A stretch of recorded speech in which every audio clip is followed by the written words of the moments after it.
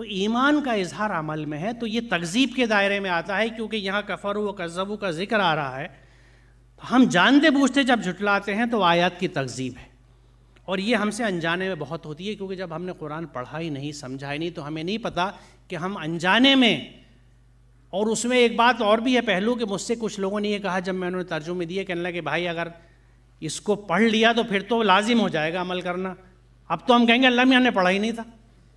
وہ اس طرح بچتے پہلو تہی کرتے ہیں کہ پڑھ لیں گے تو بائنڈنگ ہو جائے گا، یہ تو لاگو ہو جائے گا ہم پہ.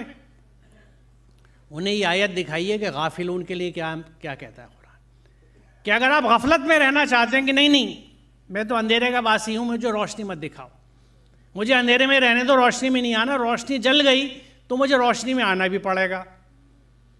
قرآن کہتا ہے ان غافلوں کے لیے جو ابھی میں نے آیت دکھائی کہ یہ تو بنے ہی جہنم کے لیے. اس بات کو کہتے میں ڈر لگتا ہے، کیونکہ مجھ پہ بھی لاگو ہوتی ہے، ہم سب پہ لاگو ہوتی ہے.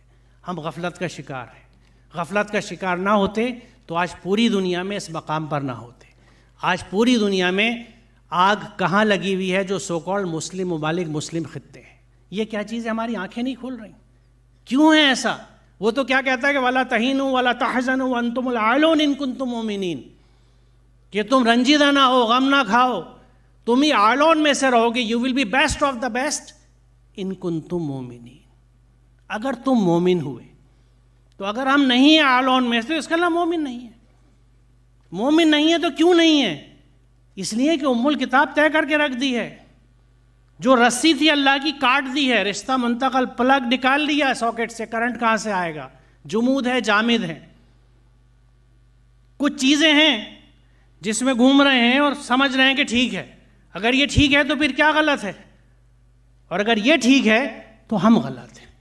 ہمارے پاس ابھی وقت ہے جاگنے کا، اٹھنے کا، اصلاح کرنے.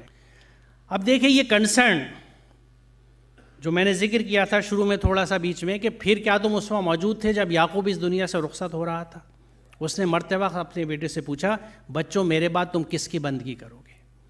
ان سب نے جواب دیا ہم اسی خدا کی بندگی کریں گے جسے آپ نے اور آپ کے بزرگوں ابراہیم، اسماعیل اور اسحاق نے خدا مانا ہے، اور ہم اسی کے مسلم ہیں. کتنی خوبصورت بات ہے. وَنَحْنُ لَهُ مُسْلِمُونَ. کیا ہم میں یہ ہمت ہے؟ مجھ میں نہیں ہے، کیونکہ میں اس کا مسلم بننے کی کوشش کر رہا ہوں. کب ہوا ہوں؟ پتہ نہیں کتنے احکامات ہیں جن کو میں نہیں عمل کر پا رہا، اور یہاں میں صرف اس کی رحیمی اور کریمی کا منتظر ہوں کہ شاید میں پکڑ سے بچ جاؤں. کیونکہ میں اپنی اس مادی زندگی میں اپنے آپ کو اتنا نہیں بڑھا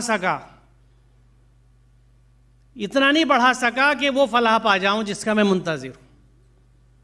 لیکن یا اللہ میں کوشش کرتا ہوں کہ مسلم بن سکوں، میں مسلم بنوں.